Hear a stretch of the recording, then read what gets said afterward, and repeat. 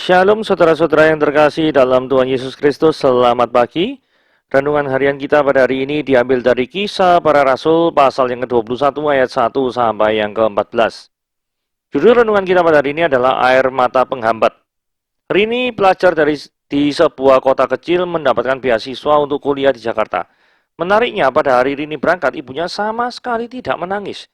Ketika ditanya mengapa, beliau berkata, "Aku tidak ingin kesedihanku menghambat semangat putriku untuk menggapai masa depan yang indah." Ketika Paulus berada di Tirus, oleh bisikan roh, murid-murid menasihatnya untuk tidak pergi ke Yerusalem. Di Kaisaria, sekali lagi nabi dari Yudea bernama Agabus menubuatkan bagaimana Paulus akan diperlakukan buruk oleh orang-orang Yahudi di Yerusalem.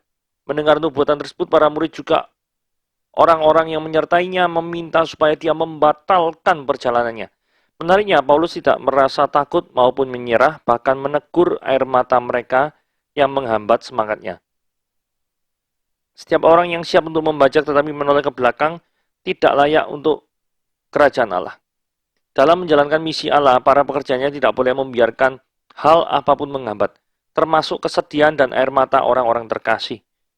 Perhatikan bahwa dengan dua kali memberitahukan apa yang menantinya di depan, Allah bukan sedang menghambat perjalanan Paulus, melainkan memastikan kebulatan tekad di dalam hatinya. Menjalankan misi Allah bukanlah hal mudah.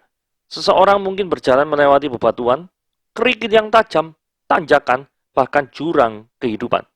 Sekalipun demikian, Allah menjanjikan kesempurnaan penyertaan.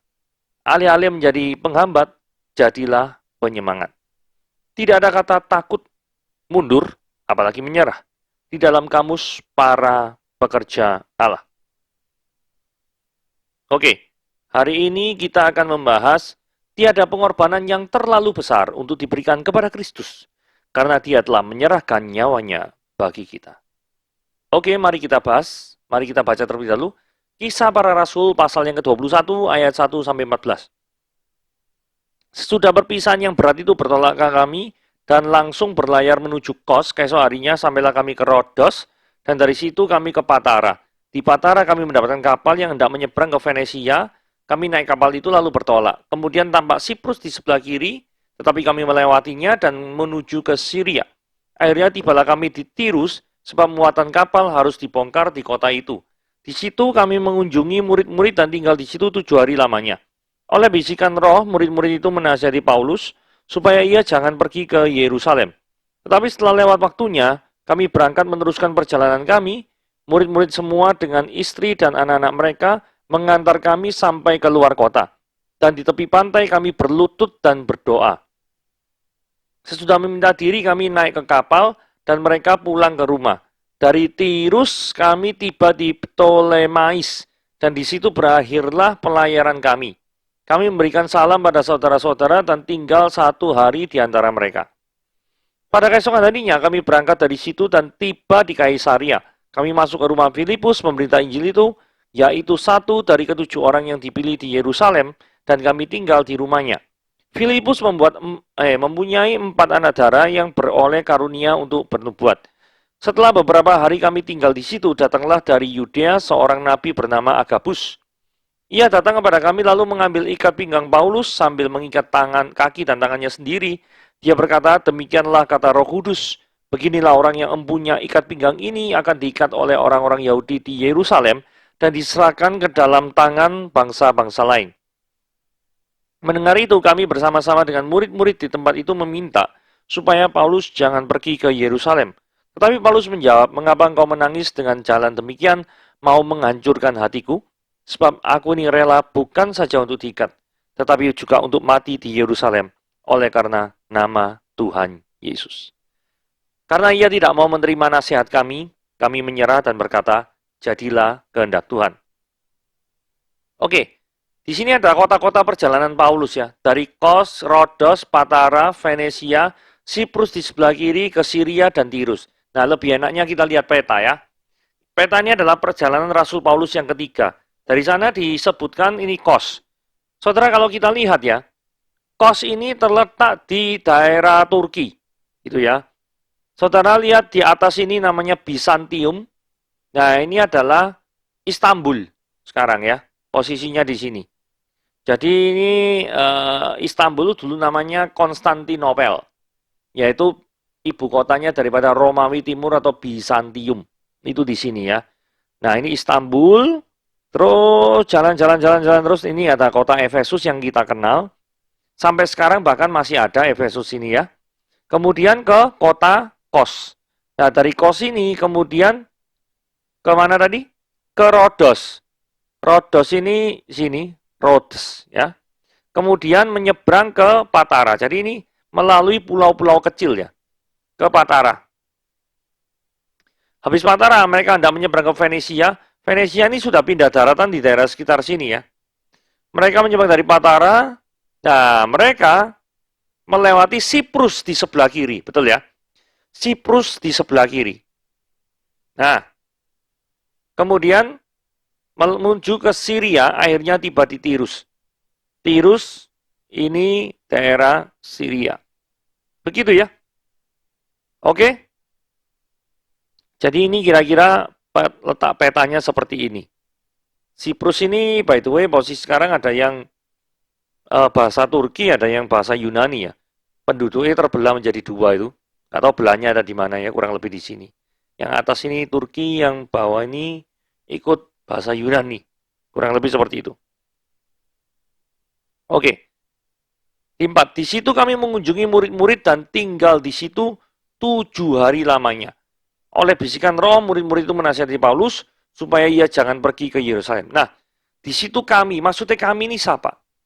Gini ya, kisah para rasul ini ditulis oleh Lukas yang menjadi rekan pelayanan daripada Paulus. Di dalam kisah para rasul 1 ayat 1 dikatakan, Hai Theophilus, dalam bukuku yang pertama, aku menulis tentang segala sesuatu yang dikerjakan dan diajarkan Yesus, sampai pada hari dia terangkat. Sebelum itu, dia telah memberikan perintah oleh Roh Kudusnya kepada rasul-rasul yang dipilihnya. Nah, ini kisah para rasul.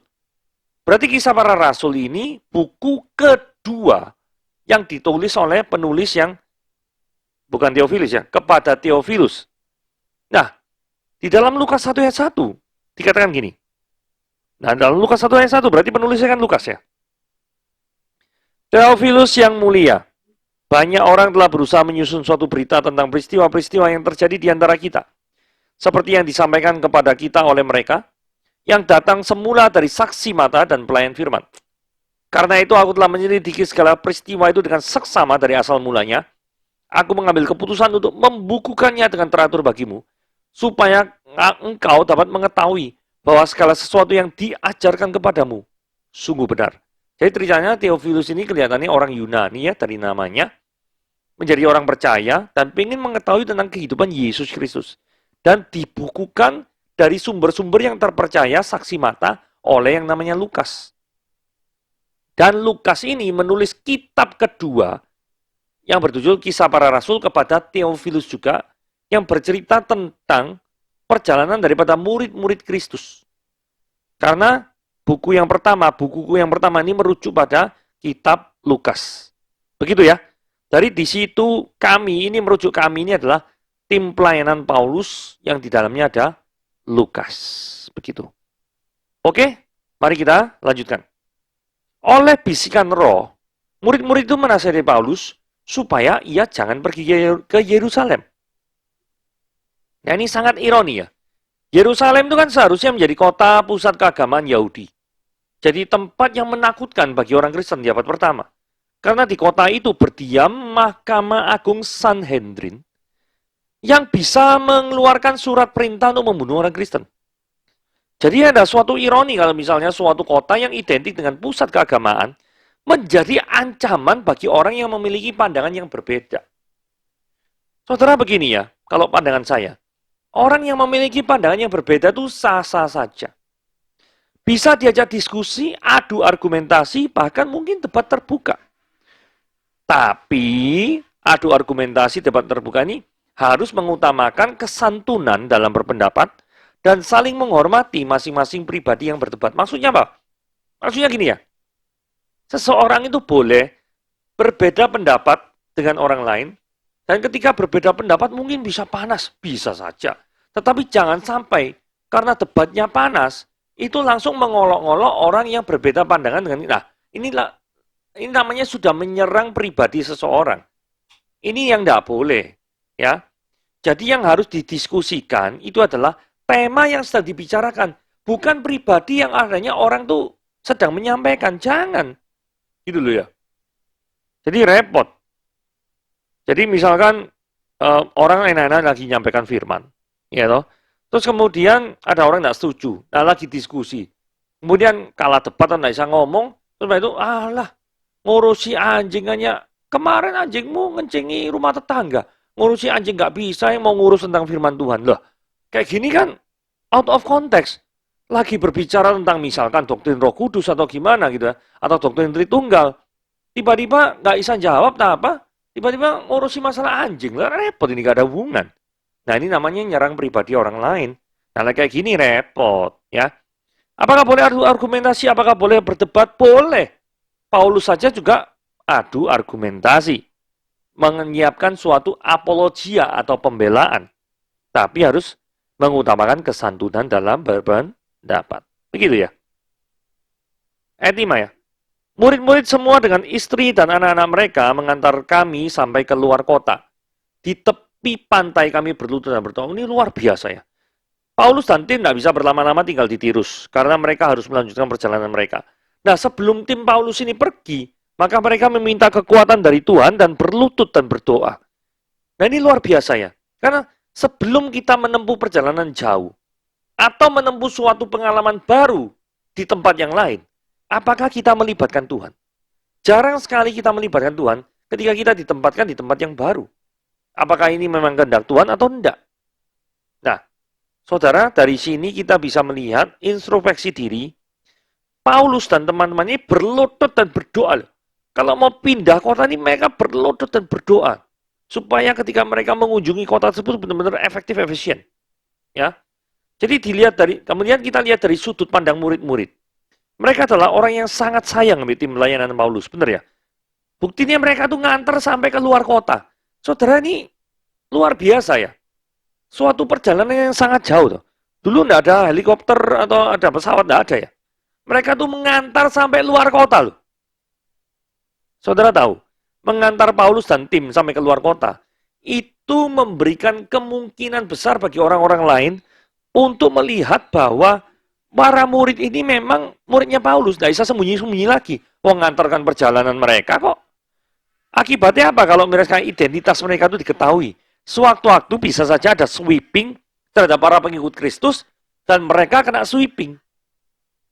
Jadi perkataan mereka mengantar kami sampai ke luar kota, ini kelihatannya kalimat biasa. Tapi ini tidak biasa. Ini tuh sama dengan taruhan nyawa mereka. Itu loh. Nanti kita lihat lebih jelasnya di ayat bagian bawah ya. Nah, resiko memberikan tumpangan. Ini yang kita mau bahas. Sesudah meminta diri kami naik ke kapal dan mereka pulang ke rumah. Terus lanjut perjalanan dari Tirus ke Ptolemais. Ptolemais itu ini ya. Tirus, Ptolemais. Jadi kelihatannya lewat jalur laut itu lebih cepat dan untuk mungkin menghindari kontak dengan orang-orang via jalur darat. Dan kemudian mereka menuju ke Kaisaria. Gitu ya. Nah ini ya Kaisaria. Nah saudara gini ya, kita lanjutkan diskusi tadi ya. Para pengikut Tuhan memiliki kebiasaan untuk menyediakan rumah mereka bagi tumpangan, bagi tim misi dari Paulus. Buktinya ini ya, dan kami tinggal di rumahnya. Rumah siapa? Rumah daripada Filipus. Filipus ini siapa? Pemberita Injil. Berarti kan rekan sepelayanan yang kebetulan tinggal di Kaisaria. Begitu ya. Tapi kalau kita lihat, ini lebih jelas ya. Saya tadi kan menjelaskan, orang yang mengantarkan Paulus, atau terlibat dalam pelayanan Paulus, atau terlihat kontak dengan Paulus, ini berbahaya. Mari kita baca Kisah Para Rasul 17 ayat 5, 6, 7. Tetapi orang-orang Yahudi menjadi iri hati dan dengan dibantu oleh beberapa penjahat dari antara petualang-petualang di pasar, mereka mengadakan keributan dan mengacau kota itu. Mereka menyerbu rumah Yason. Yason ini ceritanya memberi tumpangan kepada Paulus dan Silas. Mari kita lihat ayat selanjutnya. Tetapi ketika mereka tidak menemukan keduanya di rumah Yason maksudnya, Yasonnya diseret dan beberapa saudara diseret juga ke hadapan para pembesar-pembesar kota sambil berteriak, orang-orang yang mengacaukan seluruh dunia telah datang kemari, maksudnya ke rumahmu. Jadi Yason ini berbuat baik, memberikan tumpangan kepada Paulus dan timnya, malah menderita fisik. Kisah para Rasul 17 ayat 7 dikatakan, dan Yason menerima mereka menumpang di rumahnya. Betul ya? Dan mereka semua bertindak melawan ketetapan-ketetapan kaisar. Ini tuduhan orang-orang para orang-orang Yahudi yang iri hati ya. Menuduh daripada para anggota tim daripada Paulus dan Paulus sendiri itu menentang ketetapan-ketetapan kaisar dengan mengatakan bahwa ada seorang raja lain, yaitu Yesus. Maksudnya kenapa kok Yesus loh? Memang Yesus ngaku raja. Karena Yesus adalah disebut Mesias. Mesias itu dalam bahasa Ibrani, Mesaya, itu artinya raja. Yesus juga disebut sebagai Yesus Kristus. Kristus itu dalam bahasa Yunani, itu artinya yang diurapi, itu raja. Mesaya juga ya, yang diurapi. Nah, yang diurapi biasanya apa? Salah satunya raja. Bisa juga nabi, tapi lebih merujuk ke arah sana. Jadi kita lihat ya, dari kisah para Rasul 17 ayat 5, 6, dan 7, itu kalau orang memberikan tumpangan, itu sama saja dengan meresikukan nyawanya bagi dirinya sendiri. Nah, dari sini kita lihat ya, seorang yang bertindak kebenaran, itu memiliki resiko untuk menderita secara fisik. Oke, peringatan kedua jangan ke Yerusalem. Tiba-tiba ada datang nabi ya, ujuk-ujuk datang. Nabi yang namanya Agabus. Terus ngomong, tiba-tiba ikat pinggangnya Paulus ini diambil. Terus kemudian dia bernubuat. Demikianlah kata Roh Kudus, beginilah orang yang empunya ikat pinggang ini ya, Paulus maksudnya ya. Diikat oleh orang-orang Yahudi di Yerusalem dan diserahkan ke dalam tangan-tangan bangsa lain. Sang pemberita kebenaran dibelenggu oleh institusi agama. Suatu ironi bukan? Ya itulah yang terjadi. Tapi Paulus ngomong gini ya. Sebab aku ini rela bukan saja untuk diikat, tetapi untuk mati di Yerusalem oleh karena nama Tuhan Yesus, itu pun Paulus juga mau. Saudara, kalau kita lihat ya, Paulus ini adalah seorang yang sungguh-sungguh militan di dalam Tuhan. Bahkan mengorbankan nyawa pun dia rela. Saudara, kalau kita lihat ketika Paulus ini masih bernama Saulus, yang belum bertobat, Saulus juga orang yang militan. Tapi militannya itu dalam mengejar-ngejar orang Kristen dan mau membunuh. Luar biasa toh. Jadi artinya gini ya, ketika seseorang mengikut Kristus, karakternya kita itu tidak dirubah. Tetapi objek terhadap karakter itu yang dirubah. Jadi contoh misalkan, mungkin Anda adalah orang yang suka marah. Tapi setelah kenal Kristus, marah itu tetap ada. Tapi marah terhadap orang-orang yang berbuat salah atau berbuat dosa. Bisa juga toh. Jadi karena marahnya dia itu dipakai untuk ditujukan pada orang-orang yang melanggar firman Tuhan.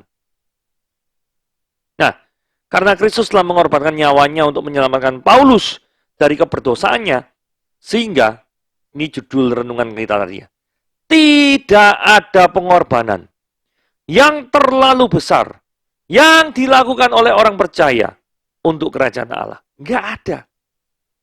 Karena pengorbanan yang terbesar yang sudah dilakukan oleh Tuhan sendiri, itu adalah mati di kayu salib.